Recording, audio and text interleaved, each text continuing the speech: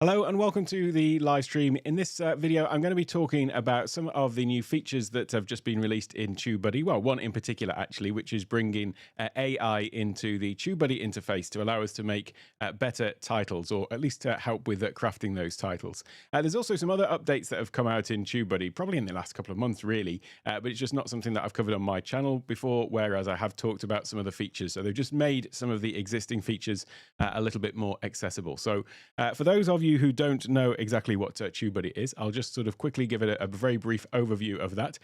When you are in YouTube Studio, so TubeBuddy is a third-party service that you sign up to that can basically help you with your YouTube descriptions, titles, things like that for a very basic level. But then it can also do a lot of other things like help you with split testing, and we'll look at that in a little bit later actually, because they've made that a lot more accessible, and then several other different things. And it really does feel part of the actual YouTube interface. So when you are in YouTube Studio, you'll see this little TubeBuddy logo in lots of places throughout the throughout YouTube Studio. And in fact, here, this is the one at the top is the sort of main menu. So if I click up here, this will bring up a TubeBuddy menu that you can see lots of the different things that you can do with it. So there are some tools that are embedded into YouTube, such as the Keyword Explorer, to help you find keywords to use in your titles and in your descriptions, SEO Studio to help with search engine optimization, Video Topic Planner, and so on. There's also a whole series of website tools. So these are ones that are actually outside of the studio. And that's kind of what we're going to be talking about today, because some of these tools now are a lot more accessible within the YouTube Studio, just as all of these other things that I've mentioned are as well. So we'll go through those a little bit later as well. The other places where you'll find the TubeBuddy integrated into everything is, first of all, in the content section. So over on the left hand side of YouTube Studio, if we go into content where you can see all of your videos, you'll see that there is a little TubeBuddy icon here. So here you can do things like find and replace, a really valuable tool to be able to go through and find and replace text in your descriptions, in your titles. So if you've got to, want to update things that are in your sort of stock text, if you like, the default text that is in your YouTube descriptions, you can go and do that all from here. Various other different things like bulk editing to cards and so on, and lots of other different things. I've covered all of this in various other videos on my channel, so I'll leave a link to the playlist in the description for that. The other place that you'll find it is actually alongside each of the videos. So if I go to a video which is live, for example, like this one, there's a little TubeBuddy icon there, and then there's lots of different tools in here. So it really is embedded all the way throughout the sort of process of using YouTube Studio. Another one place where you will find it as well is actually on the page where you upload your videos. You can see here we've got a little TubeBuddy icon. So here you can do lots of different things, applying templates, copying cards, end screens, and so on. And then also you have this little checklist, which I don't tend to use as much now, but when I was first starting out, I have to say that this was like a lifeline, really, because it sort of guided me through things that I needed to do. So you've got some best practices for each video, and it'll tell you, how many of those that you've done. So, get a like on Facebook, add info cards, add tags to your title, and then there's other ones here that have been completed for this. So, reply to a comment, add more tags, heart comment, add captions, and so on. So this is really sort of helping and guiding you on that process of telling you what you need to do with that video upload. There's also a couple of tools in here. This is a fairly recent one, which we'll look at in a moment as well, adding chapters. So we'll talk about that. But then you can generate thumbnails from here as well. There's also lots of things related to tags. So for the tags that you add into your videos, you can either copy a set of tags. So like, for example, this video was all about plugins on Stream Deck. So maybe if I'm going to be making other videos on Stream Deck, I may want to just batch copy all of those tags, and then I can save them. And then if I want to add those into another video, I can just come and click on import, and it'll have a list of all the different tags. So here you can see I've got some for various different things that I do. And so that saves time.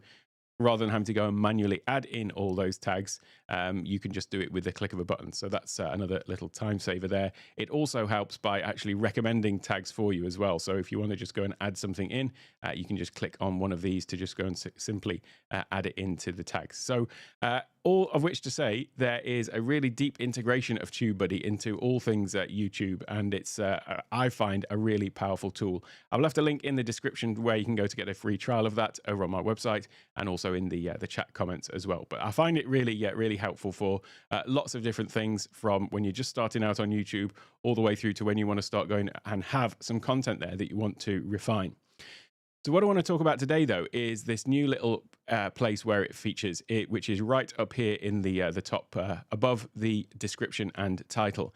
And this really actually makes it a lot easier to get to the split testing. So split testing was something that previously, if I just close this down for a minute, previously it was one of the web interfaces. So I mentioned before that, or in the TubeBuddy web interface, I should say. I mentioned before that in this little TubeBuddy drop-down menu, you can see here we've got this website tools. That will take you through to actually the specific tool, but this is YouTube now in the TubeBuddy in the TubeBuddy website. And here you've got these different tools. And so what these look like is something like this when you go into it. So you've got like a health report, channel valuation. I don't think I'm quite there to need to worry about that just yet. Retention analyzer, usage stats, Launchpad, where you can look at dashboard, checklist, and so on. And then the one that I was just talking about, though, was, where's it gone? A/B testing. So this is a really powerful tool, and it is important to do A/B testing if you want to sort of look at how you can refine the content that you've got, because it's all very well sort of creating new content, but actually if you can sort of refine the things that you've got, then you can actually increase the sort of number of visitors to that existing content, and then also, you know, presumably then hopefully if you've done your videos well, then you'll increase your number of subscribers that way as well. So it's definitely something not to be neglected, you know, all of the old content.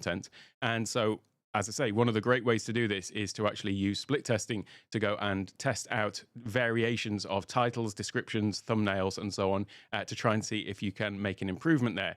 And basically what TubeBuddy does is, let's look at some of these examples where I've got a new style of thumbnail that I wanted to test out.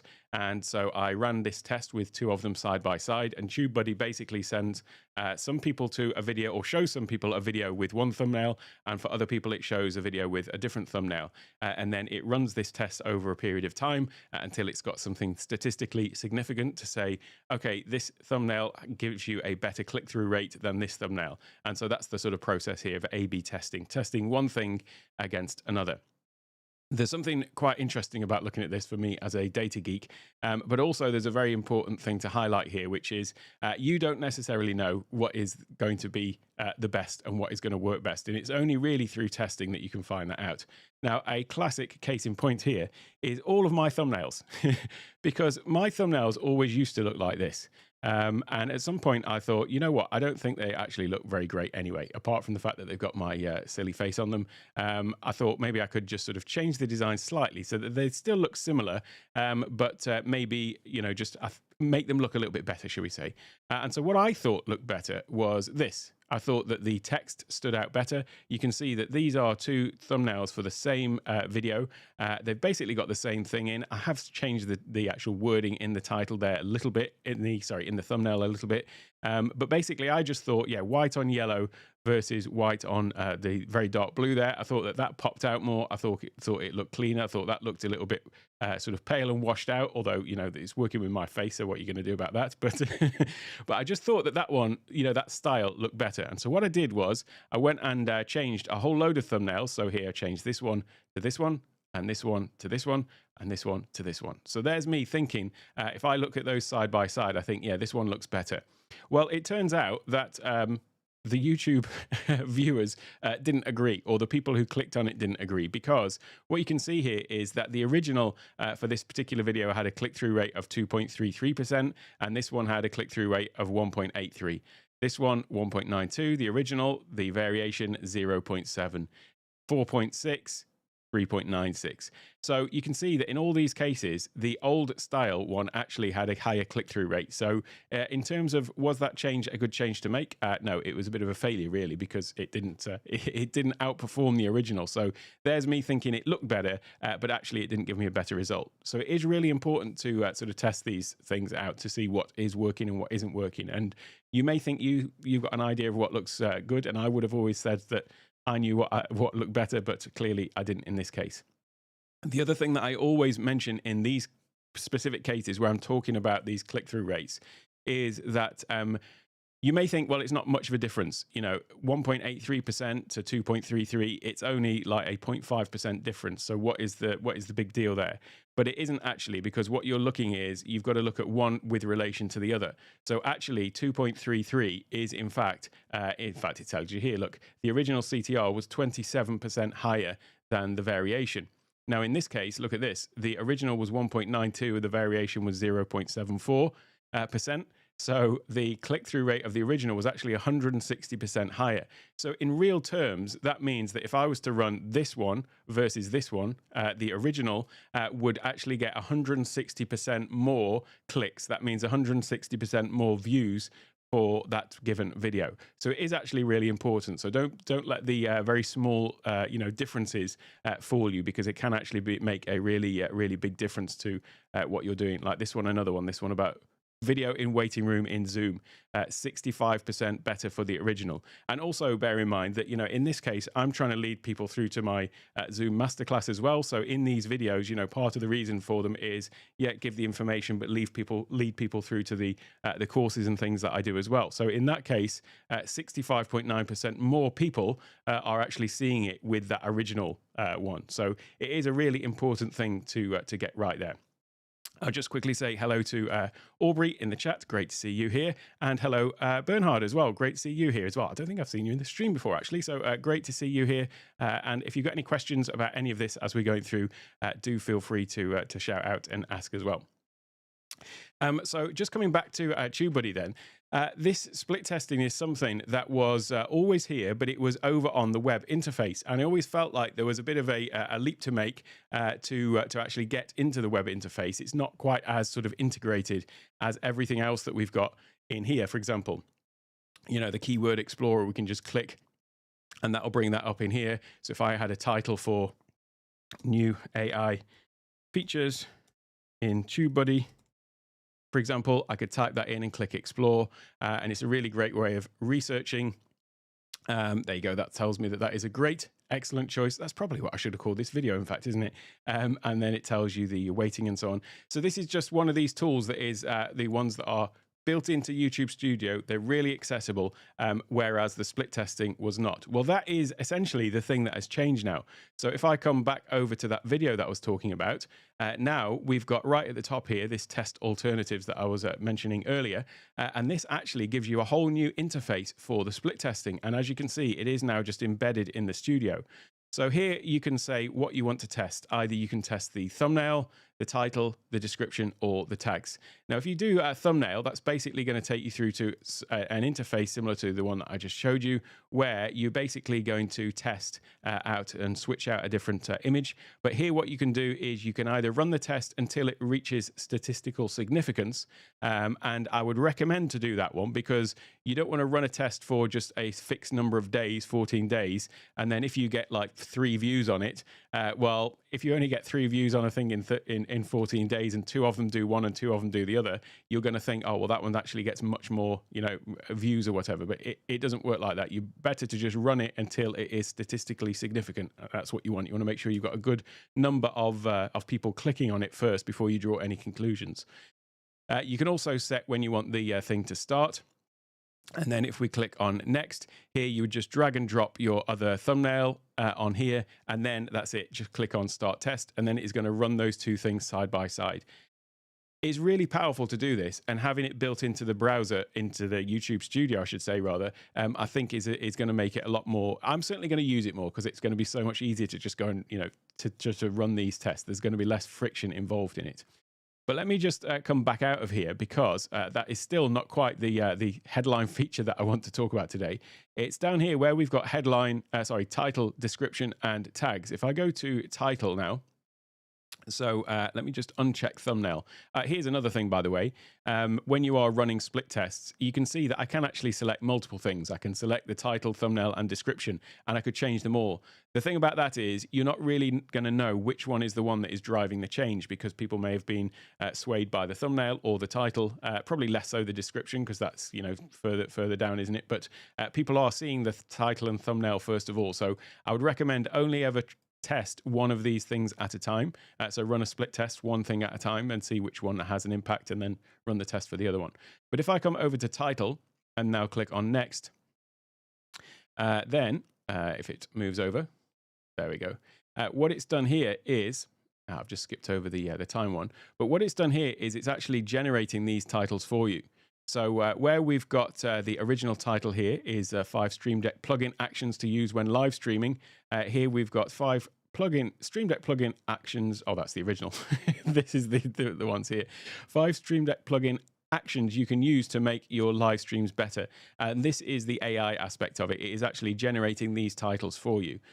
So it's a great way to actually come up with these alternatives. And obviously it's got things working behind the scenes there that may be thinking about this in a different way than you are. And just as I was mentioning before about my thumbnails, where I thought that I had a better idea of how to make them look. Yeah, this is one of those things where it's sort of taking you out of the equation and maybe giving some of these a try. I'm going to certainly go through a lot of my videos and try out some of these alternative titles just to see how effective they are. And then you can just click on here. If you don't like any of those, you can refresh them as well. So let's see if it generates another one. In fact, I'll start this test now and then I'll report back. We'll see how this specific video does.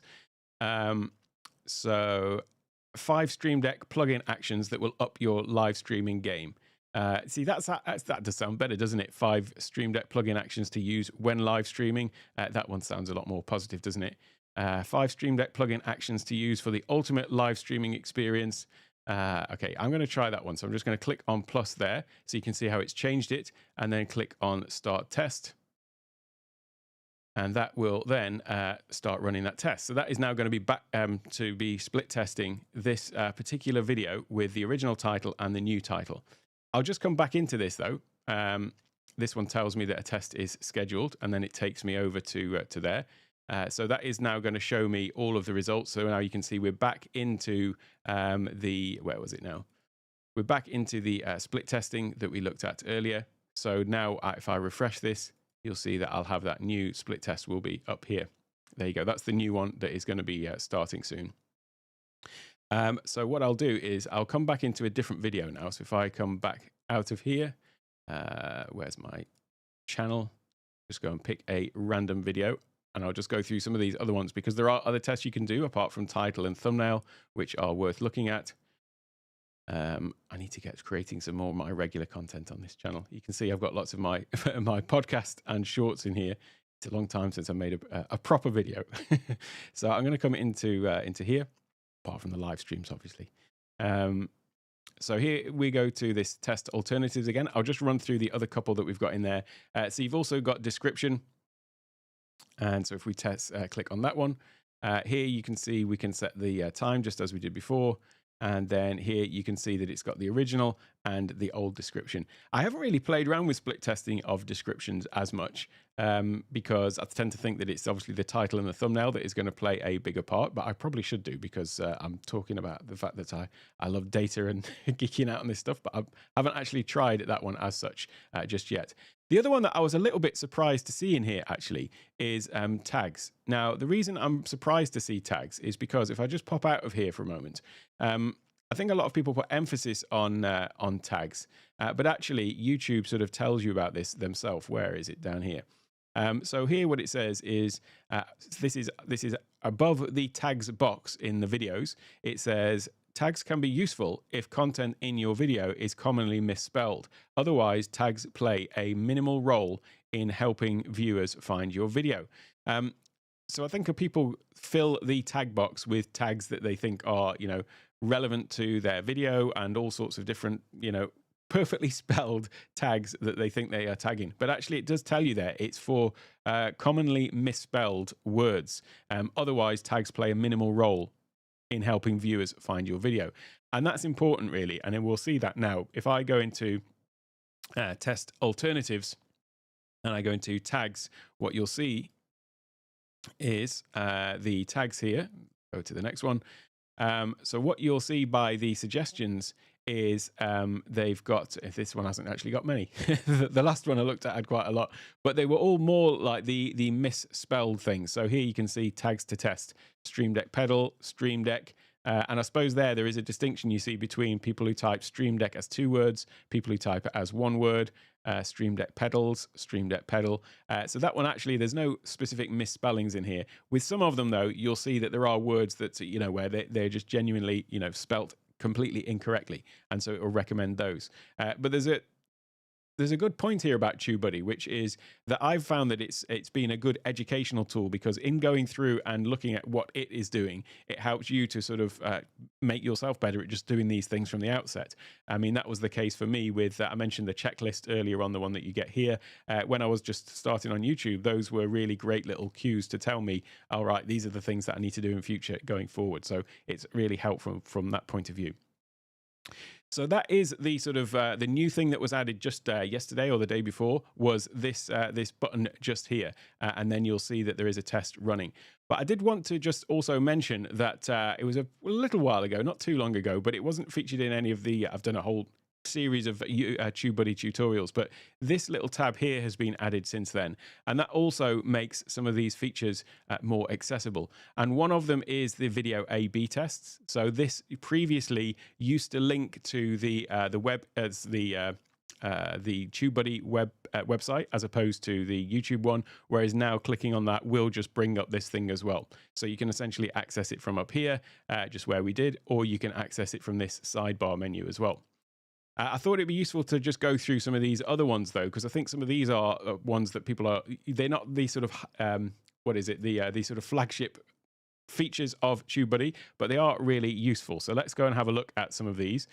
First one is chapter editor. This is a really good feature, actually, because one of the things that I always used to do with my videos was I'd have to go and watch them back to go through and then make a note in some notes app or whatever about the chapter markers that I wanted to put in, and then go and put those back in the description. Well, now that is built in with TubeBuddy. Again, this is not a new feature, but it's I've not covered it on the channel, I don't think, and it's certainly easily accessible from here.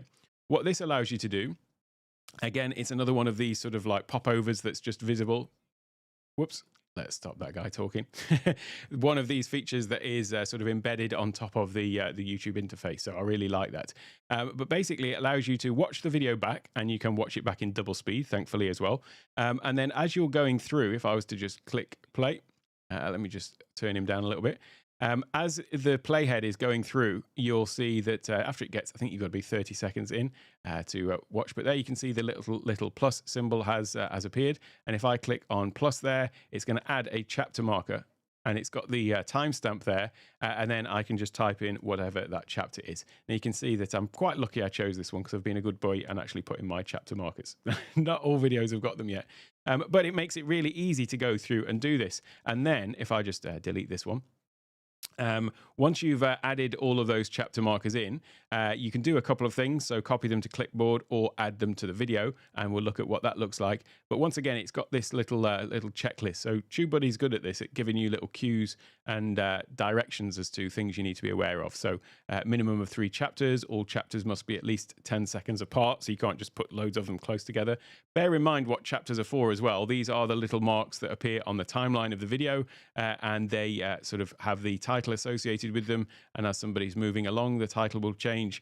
These are useful for search. So if somebody types something in Google, for example, let's say changing profile with a foot switch, if somebody did search for that in Google, sometimes in Google search on the web, you'll find that there'll be a video and there'll be a specific portion of it sort of pre-highlighted. Well, that's taking that information from these chapter markers. So that is why they are important. They're also important just for sort of navigation, people sort of skimming through. But what YouTube doesn't want you to do is just, fill a whole series of lots of tags, just thinking that you're, sort of gaming the system, as it were, by having all of these different chapters. So they do need to be at least 10 seconds apart. And all chapters must have a title. So no point just having a sort of timestamp and then not having anything associated with it. But once you click add to video, then basically it just adds them into the correct format in the video, in the description, I should say, which is, and it will put them usually at the bottom, I think. There they are. So that is the format. That is all that is required to put those chapter markers into a YouTube video. And as I say, ordinarily, before this tool was there, I would go through and watch it on double speed in in my video player, whatever that happens to be, and then make these a list of these in a text document, and then I would paste them in here, or go through and type them in manually at the time. But whatever the case, this really simplifies that process. So chapter editor is definitely another great tool here. Now, there's also another couple of tools here for saving time, and this is something that TubeBuddy is good at as well, is actually having various different templates for different things. So they've got two here specifically that are in this area here. One of them is for end screens. So that is, when your video comes to the end and you can put up either, another video that you want someone to watch, a playlist, a subscribe button, or whatever it happens to be. And you may have different formats to that. So I always used to have 2 videos and a subscribe button that would come up at the end of my my YouTube videos. And in fact, I had that set to the video, one of the video spots, or the little thumbnail spots, was always the video that was best for viewer. Another one was always the playlist that was associated with that particular video. So I was thinking, well, if someone watches a Stream Deck video, it's good to have the Stream Deck playlist over there on the right-hand side. And then I would have the subscribe button. That's what I thought. Once again, checking on the data, that wasn't really the case, because almost no people clicked on the subscribe button at the very end of the video, like literally, 4 in 20,000.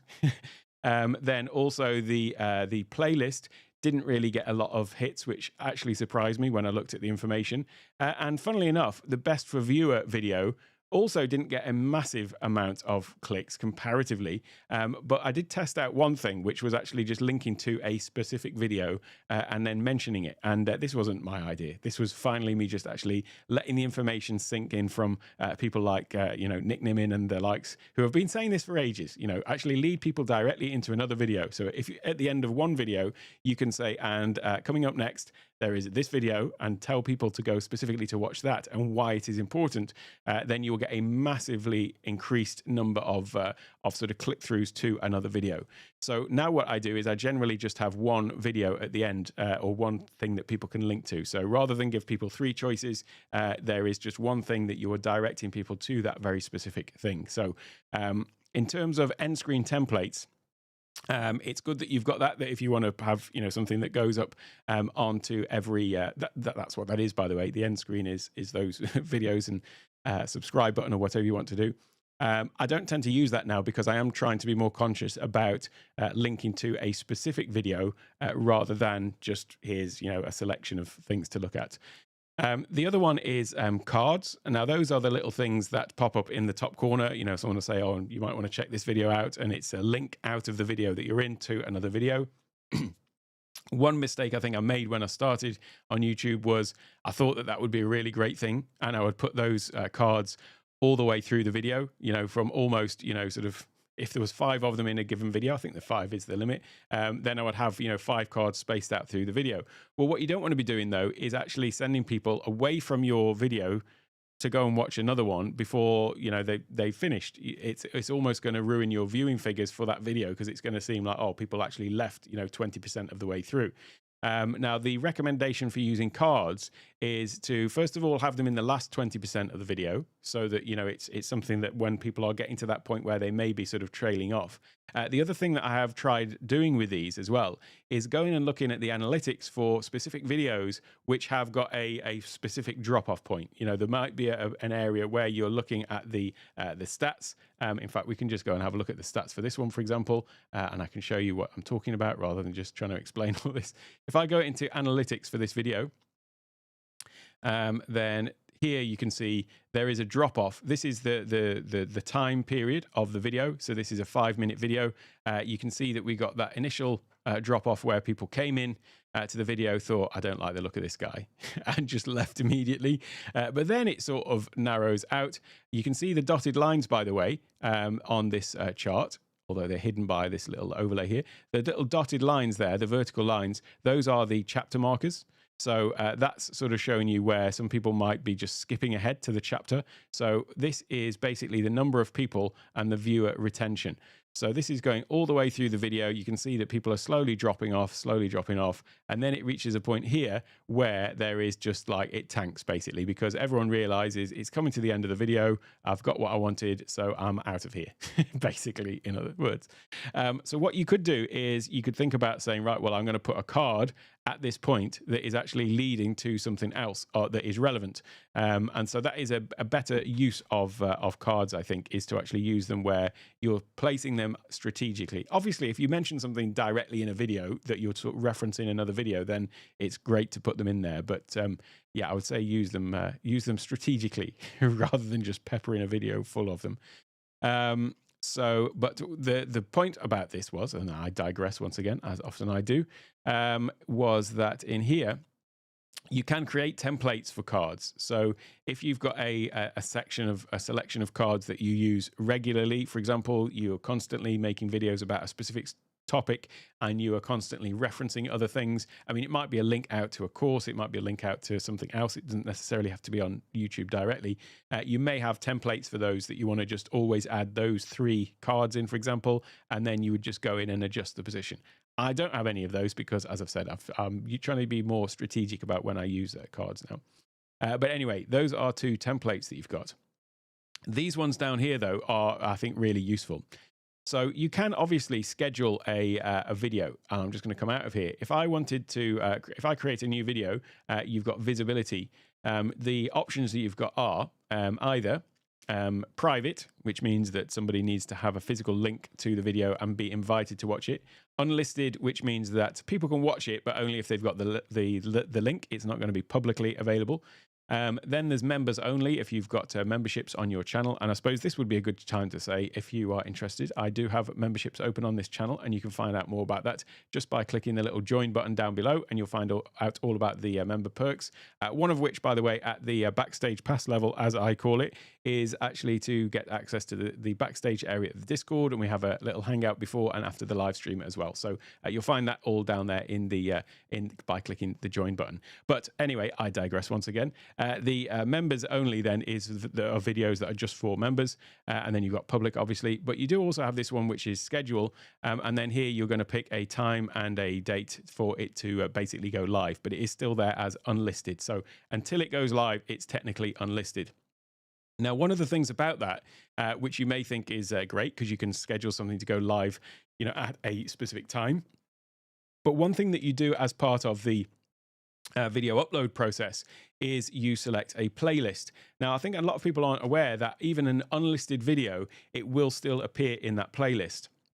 And what that means is, if I've made this video, and let's say that this is time critical and I don't want it to be released until a certain point, but it is in the Stream Deck playlist, then anyone who goes through to the Stream Deck playlist would be able to see this because it is in there.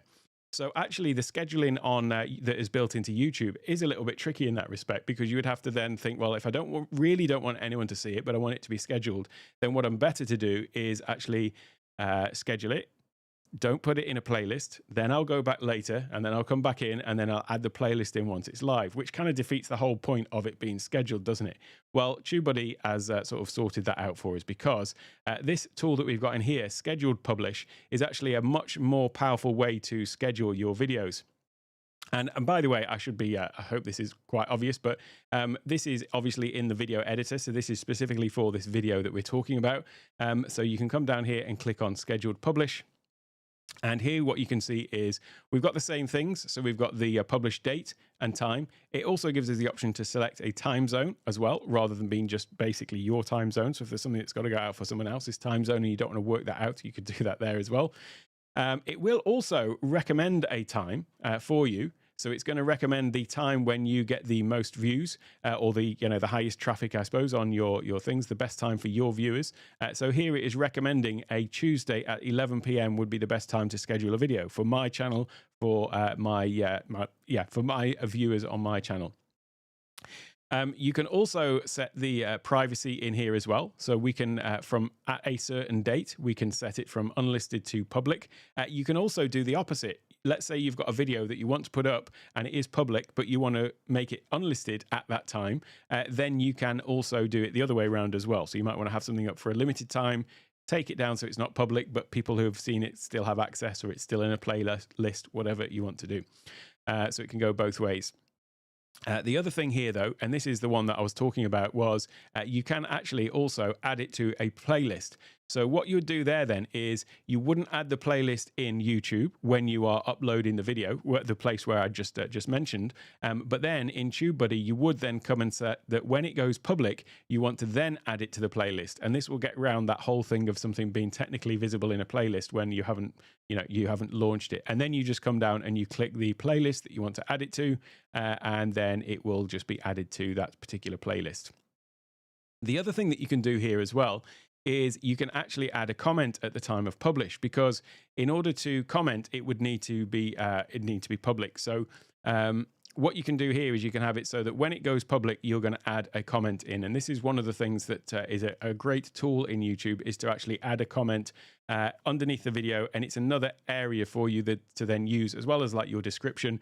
So for example, my Rodecaster Masterclass, if I publish a video all about Rodecaster, then I might want to add a comment that is directly underneath that saying, check out the Rodecaster Pro 2 Masterclass at rodecastermasterclass.com.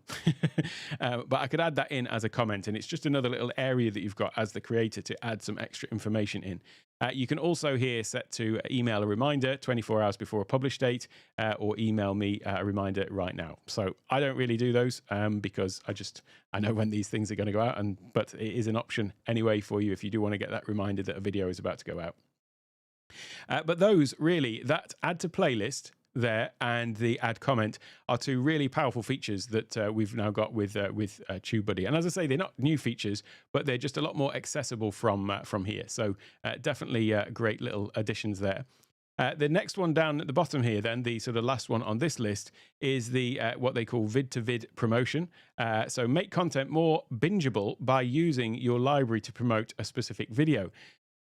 What this allows you to do is, if you've just, let's say, for example, I'm going to be launching my my subscription service to all of my courses, which I am going to be doing. I'm still working out like the details of all of that, but it will mean that just for one single monthly payment, or one monthly payment, you get access to all of the courses rather than having to buy a whole course up front. And so for me, for the people who buy my courses, I've got so many courses that are in the pipeline at the moment. So I've got the Rodecaster Masterclass, the Zoom Masterclass Ecamm course as well, and then there are at least another 10 on the list, and that list is growing as people ask for things. So when I launch that particular offering of a subscription model to give people access to all those courses, I may want to actually do a video to announce it, but then I may also want to link to that video from all of my other videos. Now, I mentioned before that there is find and replace in TubeBuddy. So it is really easy to actually go and find and replace, or to append information. I'll show you how to do that afterwards separately, in fact. But what this allows you to do is, if I, it says description promotion. If I click on continue, this allows you to basically add in a link to this video that we're editing right now, add a link to this video into the description of every other video. So it's a really great way to sort of add that in, and you can also take it out again. So don't think that once you've made this change, you then have to go and take all the information back out again. So here it says enter a message. Please watch easy way to switch profiles on Stream Deck Pedal, and here's the link to the video. But obviously you could craft something different. You can go in and edit this. So in the example that I'm just talked about, I might say, you might be interested to hear about my new subscription model for all of my courses, where you just pay one fee and get access to over $1,000 of courses, whatever way I choose to promote that. But then down here, you've got message position, either at the start of description, end of the description. And so you can apply that there, but you can also remove from description as well. So what that means is that you can go and run this thing if you want to alert people to it. Or for example, Black Friday, I'm going to be doing a Black Friday offer on courses and icon packs as well. So I might want to Black Friday, just go and make a quick video about it, add it to all of my other videos. So it's just going to improve those sort of linking through to it. And then on Cyber Monday, when the offer ends, then I could just come and just remove from the description as well. I think it's really powerful to have this sort of thing embedded there into the video, because it means that as you're uploading a video, it just reduces the friction. I'm all about reducing friction for all of these things and making things easier, because when they're easier, they are more likely to get done. In my case, at least. So that is the way that you can go and add in that text. I will just mention the find and replace though, because it's something that I've talked about before many times on the channel, but it's one of those ones that really does save you time. And when you're starting to think about TubeBuddy and is it worth the money, should I get it or not? I always just look at what time is it saving me, and I know that it has saved me far more time than it has cost.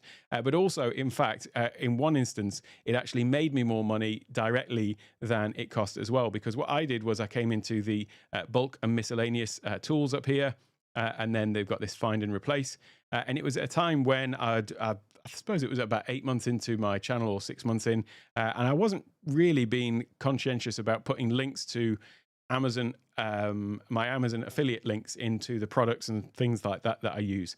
And what I did was I came in here and used the find and replace. And so you can either find and replace, or you can actually just insert text before or after, or remove text, or add text to end of description or to the beginning of the description.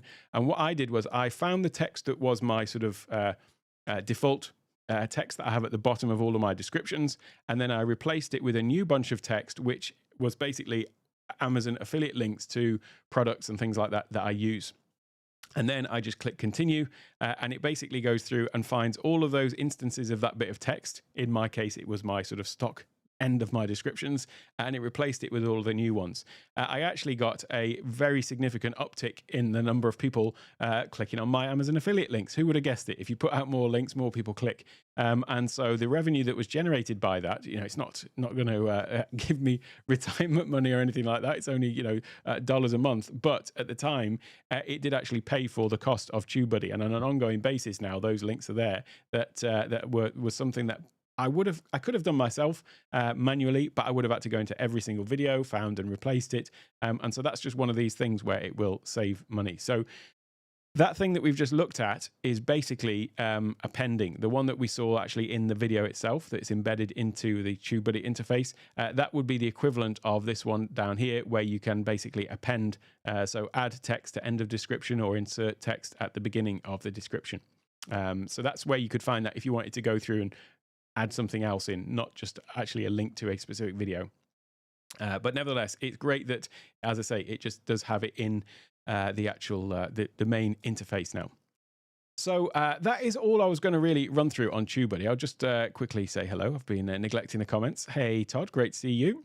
And my friend Michelle, my twice published author friend Michelle. And Orbs, want to know when you come out with this? It won't be long. It'll be probably between Black Friday and Christmas, I would think, because I'm just, Black Friday and the New Year. I'm just trying to figure out some logistics of how to do that, and also how to do it in a way that is fair for everyone, like fair for the people who have already bought courses. So I've got people who have already bought courses, and so I want to think of the best way to do that so that I can take that into account. If they want to have the subscription model to then get access to all the new stuff, but they've already paid for some, then I just need to weigh up the best way to do that. In summary then, I really do think that TubeBuddy is a great tool to help with all things on YouTube. And I do like that they're actually bringing some of the tools that were on the TubeBuddy website interface over onto the sort of built-in YouTube Studio, because then it just feel more a part of it, more integrated. And as I say, it's reducing the friction and making it a lot easier to use. If there are no further questions, I'm glad you're excited about that, Aubrey. I think there's a lot of people with the courses where there is a price associated with them, and then when there are multiple courses, I appreciate that these things stack up. So the subscription model will allow people to just dive in, get what they want. If they want, they can just do it for a month, get all the courses and watch them all and binge them, and then leave after a month. Hopefully, people will see that I'm adding more value every month, that it will be worth sticking around for those. But yeah, that's the plan anyway. So yeah, that's all for TubeBuddy. But what I'll do is I'll leave a link over on the this side over here for my other TubeBuddy playlist, where you can find out all about all of the other different tools with TubeBuddy. Thank you to all of my channel members as well. I really appreciate your support. Thanks so much.